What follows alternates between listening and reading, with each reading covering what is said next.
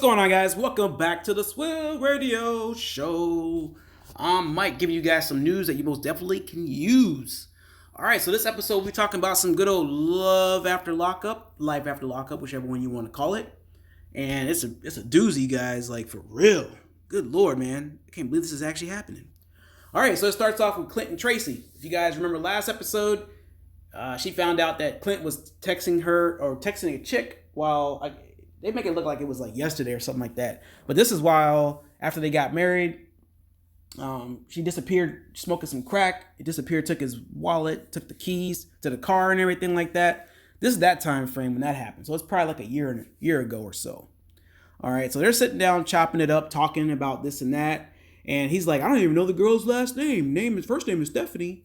And the girl's like, she said she'd rather him have sex with her and she'll feel better about it, which I think that's kind of strange. So I don't understand that whole mentality. Now, I was doing some research and everything like that, and I see that the producers actually fabricated this whole entire story. So this actually never really happened, guys.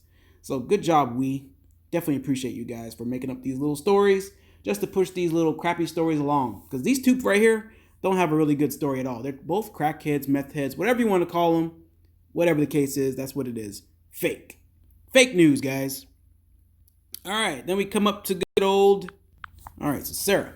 So Sarah's at her lawyer right now, and she's like, she wants to go ahead and file for divorce. And the lawyer's like, why do you want to file for divorce? And she pretty much let the lawyer know what happened. You know, he's proposed to another girl, and the lawyer's like, you guys are still married. You know, trying to put some sense in her head, of course, but she already knows. This has been going on for a long time. And I'm like this, guys, if your spouse doesn't want you, you're going to know it. It's no point in even trying to string this stuff along. It makes no sense. However, you know, she wants to go ahead and get Michael served. The lawyer lets her know that, hey, you can't do it. It has to be like a marshal or a police officer. Now, you can go ahead and let him know what's going to happen, but you can't really like serve the papers to him. All right, then we got good old Marcelino making it over to Tito's house. He is like, you know, he grew up without his father, but he doesn't want Giovanni, which is his wife's son, to grow up without a father. So he said he knows the situation, how it can transpire. So he's at Tito's house, and he's like, you know what, we can talk, you know, this and that. All right, so Tito's letting Marcelino know, hey, you don't even know the whole story, brother. You over here coming in here talking all this stuff, flapping your gums. You know, he said that the court gave Giovanni him 100% custody. Marcelino wants 100% custody. Tito said, you're not going to have 100% custody unless I'm dead. That's it. All right, so Tito's like, this is not going to happen. You're not going to have my MF son, none of that kind of stuff like that. He says, you have glasses on. You need to get your hearing aids so you can understand what I'm saying because you're not hearing me right now. So, you know, Tito gets up, takes the stuff out of his pockets. We already knew what was going to happen. The throwdown of the century. Marcelino already took the first punch, already landed, probably hit him in the jaw, hit him in the nose, somewhere. And then he has him on the ground, beating his ass. Like, Marcelino is tough, bro. I thought Tito was going to go ahead and take Marcelino out, but Marcelino was coming here with the fuel and the fire, bro. Oh, my God. He's got muscles, guys. This is amazing. All right, so then we got Andrea and Lamar. They're on the way to Utah. Andrea, of course, wants Lamar to come to Utah so she can go back with her roots, basically. She likes it there. She's a Mormon, and her values lie there. She laid lots of roots there for years, and she just wants Lamar to see that, hey, this can be your home as well. I just want you to come to Utah. All right, so they get out of the car. They take a picture in front of the Welcome Utah sign. And Andrea is like super ecstatic. She's just like the kid that wakes up on Christmas and is opening up like 1,000 presents. That's how she acts right now. All right, so we got Scott and Lizzie.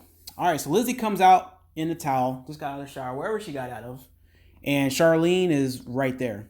And she's like, hey, what are you doing here? And she's like, hey, the other one's like, hey, what are you doing here? And Charlene's like, do you have a key to the place? And then Lizzie's like, do you have a key to the place? It's kind of childish, actually. And, you know, it's like one of those things where they try to one-up each other. So Lizzie goes in her purse and is like, hey, guess what Scott got me? And then she's whipping out that ring saying, look, I got the bling bling. You know, he's trying to get back with me and this and that. So why are you here? And, you know, it's like one of those things. She asked her, hey, you guys sleeping together?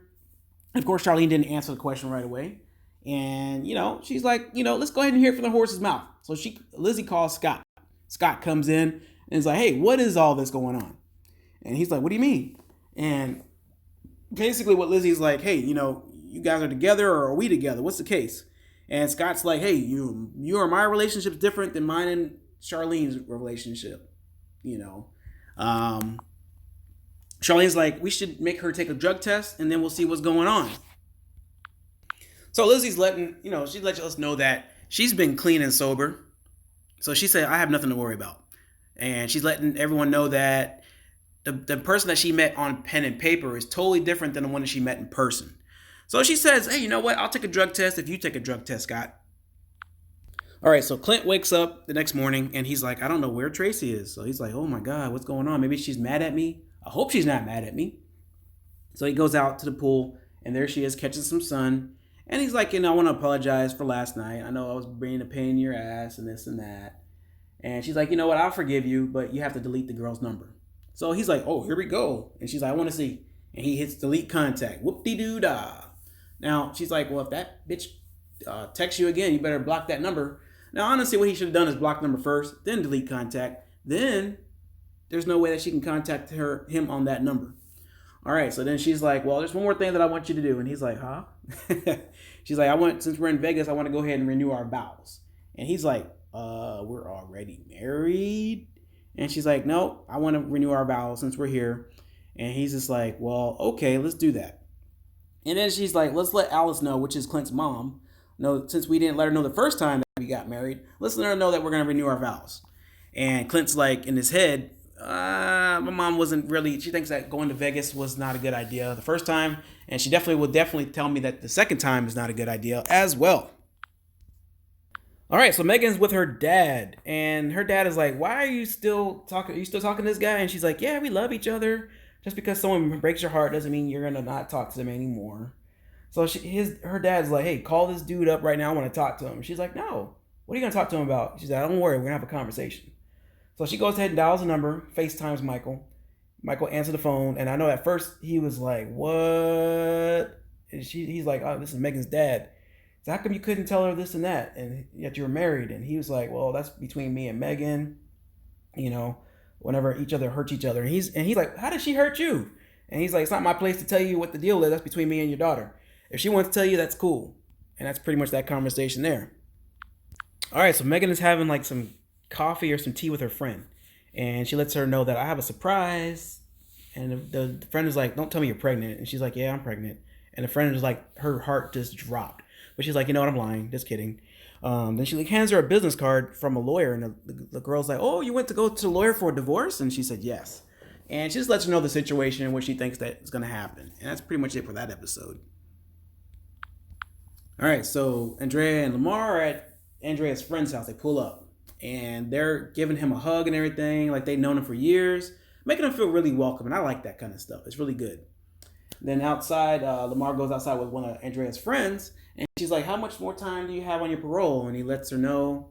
And then she's like, when your parole's over, are you guys going to be moving back out here? And he's like, well, they should let me know that. They should let me do that from the get-go. And the friend's like, yeah, you should have done that. Then he goes out fishing with the guys. And hopefully they're going to catch some stuff. All right, so they're fishing and they're having a good time. And then the guys decide to ask Lamar about converting over to Mormonism. And Lamar is like, I can't do that. All my ancestors are roll over in their grave. My grandfather's gonna get up and slap me some type of way. And I just can't do it. And I kind of feel what he's going through, because I don't think I can give Christianity myself. But I don't want to turn this into a religious thing or anything like that. But he believes what he believes, and that's pretty much it. All right, so Sarah is taking the kids to Michigan. The daughter alerts her that, hey, I miss my dad. I haven't seen him in years and years and years and years and years and years and years and years. And, she misses him, and she just doesn't understand why she never sees her dad. All right, so Marcelino proceeds to get off of Tito. They're fight. Oh my God, guys. He has him in the chokehold. Producers are trying to pull Marcelino off, and it's just not happening. So finally he gets up. And, he's like, F you this, F you that. And Marcelino's like, I don't know how Brittany's going to react to this confrontation. She told me I have to have a conversation. And he's driving back home now. All right, so Marcelino makes it back home. And Brittany comes out and says, you think this is a game? You think this is a game?